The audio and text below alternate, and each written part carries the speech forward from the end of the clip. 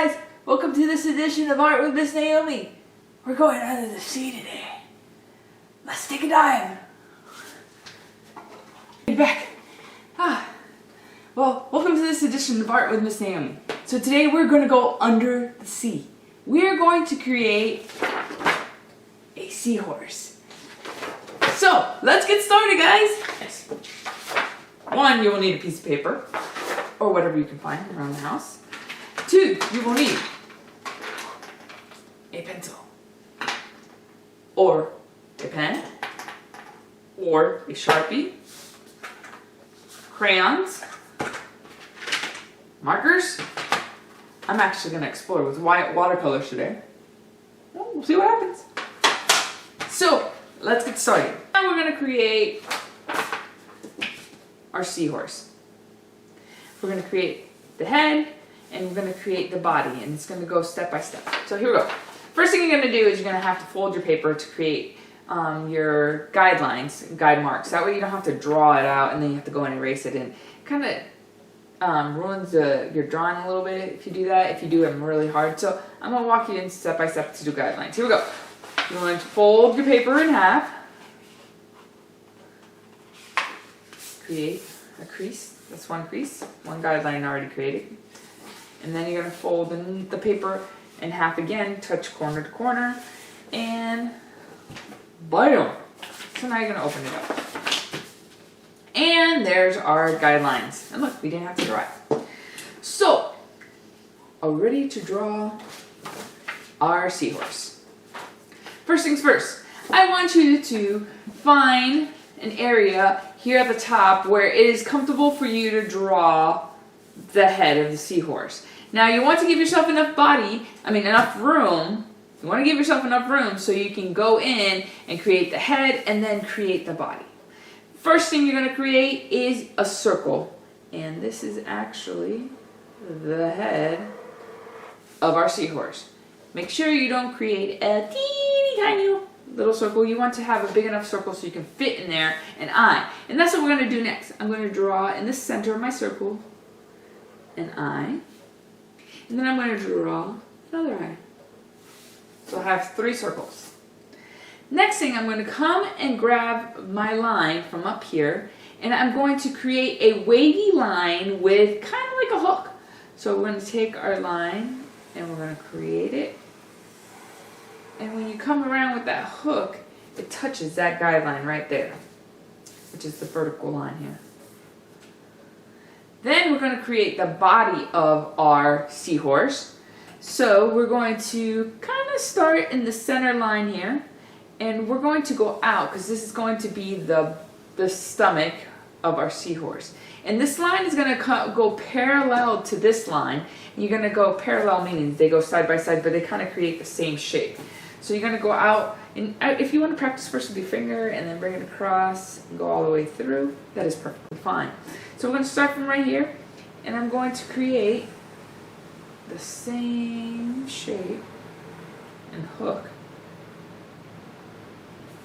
as my other line.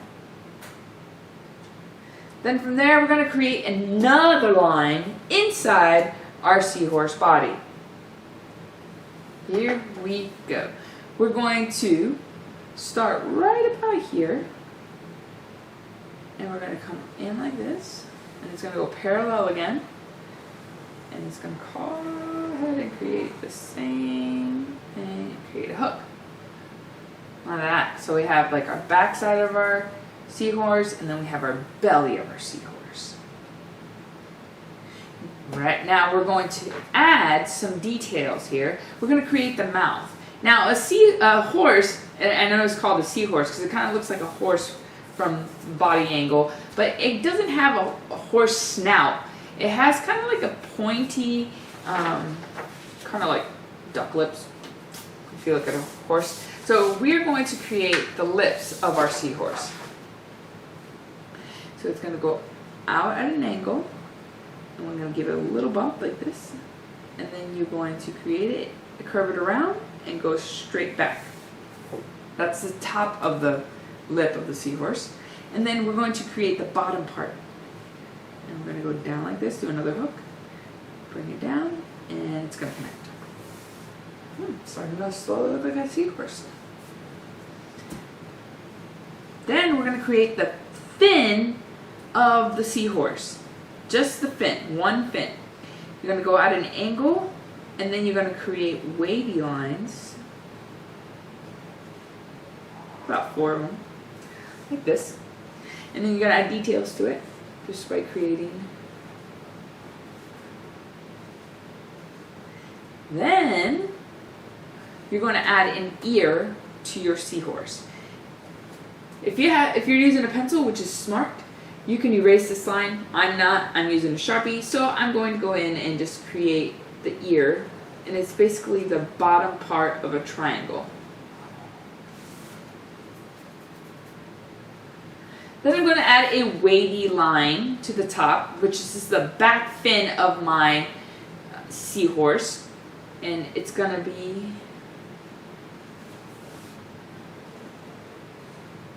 it's going to come all the way down, and then you're going to connect it.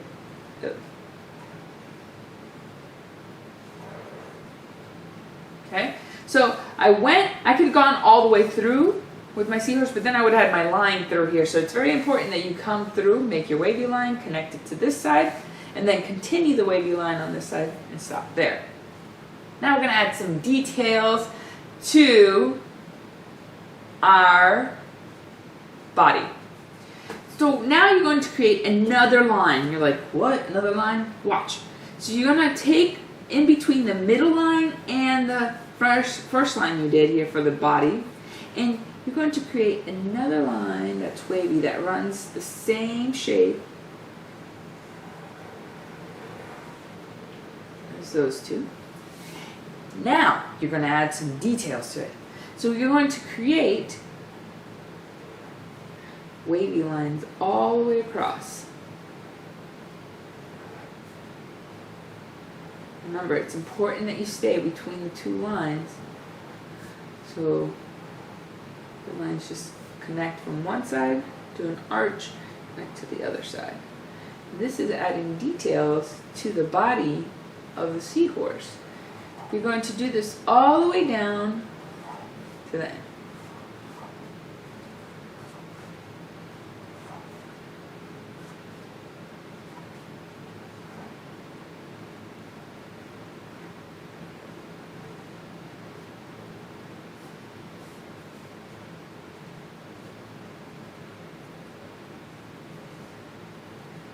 And if it starts getting a little tight there, it's okay.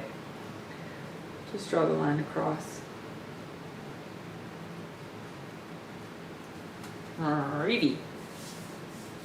Now we're going to create the plants in the background so it looks like the seahorse is underwater. So let me scoot this up a little bit. Our leaves are going to start right here, a seaweed. And it's basically a wavy line. You're going to stop at a point, then you're going to bring it back down and go parallel to that other wavy line. And if you want one to be on top of the other without, crossing over, watch. So you're going to start, you're going to create this illusion. And here's going to come right here. Like this. And the reason why I'm doing wavy lines is because we're going to give that effect that we're underwater.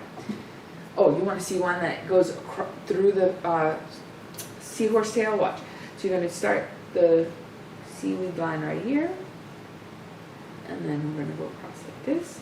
And then we're going to continue it. Watch. Ooh. Playing that trick on that eye. That illusion that it looks like the seaweed's behind. Then we're going to do another one right here. I'm going to have it come out like this. Stop there. And then I'm going to come on. Ooh. And then I'm going to have a tall one up here that's going to be kind of... Stop at that line. Stop at this line. And then we're going to continue it down here. And continue it. We finished drawing our seahorse, and now I'm going to pick what I'm going to use, what medium I'm going to use for my seahorse, I'm going to use watercolors today. Yeah, my watercolors look a little used, but it's okay because I love to make art.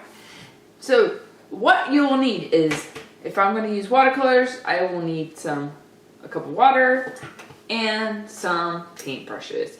You can use color pencils for this, you can use crayons, you can use markers, whatever you like. This is what I'm going, this direction I'm going. If you don't have it, it's okay. Oh, also you could actually use to make watercolors. You can actually use food coloring and it would work too. Okay, here we go. So the first thing I'm going to do is I'm going to dip my brush in the water and I'm going to create my background, which is actually a blue here. Here we go. And I'm going to make sure that I'm doing good big strokes. Now, very important, so I don't ruin my table, that I have something in the background to collect my watercolor pieces. And I'm going to